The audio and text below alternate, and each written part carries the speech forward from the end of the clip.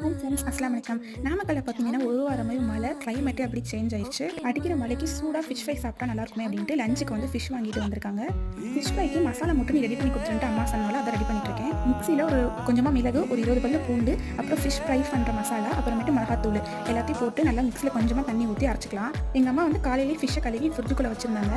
அதை எடுத்து வந்து எல்லாத்துக்குமே மசாலா தடவியாச்சு. நீங்களும் எப்பயாவது ஃபிஷ் உங்கள் வீட்டில் பண்ணும்போது இந்த மாதிரி மசாலா ட்ரை பண்ணி பாருங்கள். சாப்பிட்றதுக்கு செம்ம டேஸ்ட்டாக இருக்கும். ஃபிஷ் எல்லாத்துக்குமே மசாலா அப்ளை பண்ணி ஒரு அரை மணி நேரம் அப்படி மேரினேட் பண்ணி வச்சாச்சு.